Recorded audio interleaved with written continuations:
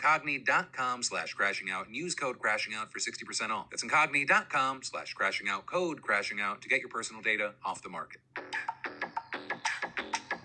And Phil, I am really, really excited to do the canvassing this weekend down there in Georgia. I'm debating whether or not I should wear a suit or should I dress up in a big Georgia costume like Vivek Ramaswamy tried to in Ohio. Remember when he wore the cowboy hat and the Ohio flag and he was like, look at me, I'm a native Ohioan, I'm Mr. Ohio. And everyone's like, we hate you. We hate you, Vivek Ramaswamy.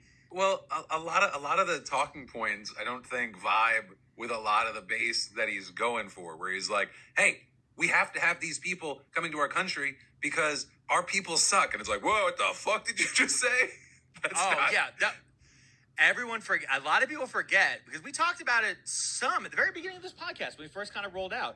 The opening cracks of MAGA Civil War were due to Vivek Ramaswamy coming out being pro H-1B visas because, in his words, and I quote, our American culture has venerated mediocrity over excellence for way too long. And then he went to saying that basically we have a C-word problem, culture, a culture that celebrates the prom queen over the math Olympiad champ or the jock over the valedictorian will not produce the best engineers. A culture that venerates Corey from Boy Meets World or Zack and Slater over Screech and Saved by the Bell or Stefan over Stephen Urkel in Family Matters will not produce the best engineers. To which that was...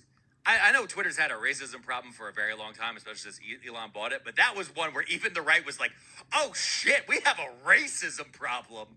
And Vivek Ramaswamy is the face of it. Vivek he's so weird. I mean, I want to know your thoughts here.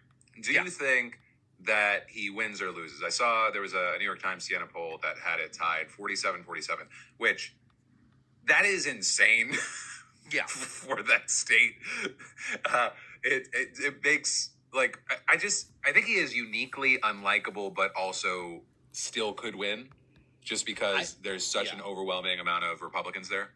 I think he is number one. He's JD Vance too. He is a Peter Thiel aligned. He's a tech bro who has never actually had a real job. He doesn't know how to speak to people. But what I will say is that poll you said 47-47 does not equal 100. Which is always my problem whenever people say that they're statistically tied. The polls don't equal 100. Nobody has a plurality. There's a bunch of other issues in there. And on top of that, as we run into time and time again, people have been lying to pollsters for quite a bit now about certain things and about what their final things are going to be. In a lot of these cases, it's going to come down to what's the last thing people heard by the time they reach the polls or whether or not they go. It's not so much now a matter of, are you moving, in my view, it's not a matter of are you moving swing voters and independents anymore when it comes to local elections. It's a matter of are you turning out your base or are you suppressing your opponent's base? And that's really what we're looking at in a lot of these.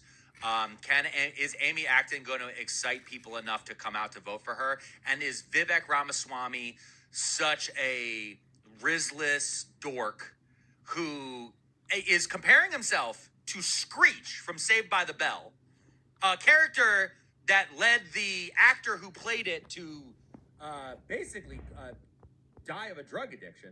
Is that who you're comparing yourself to? That's supposed to make me want to go vote for you?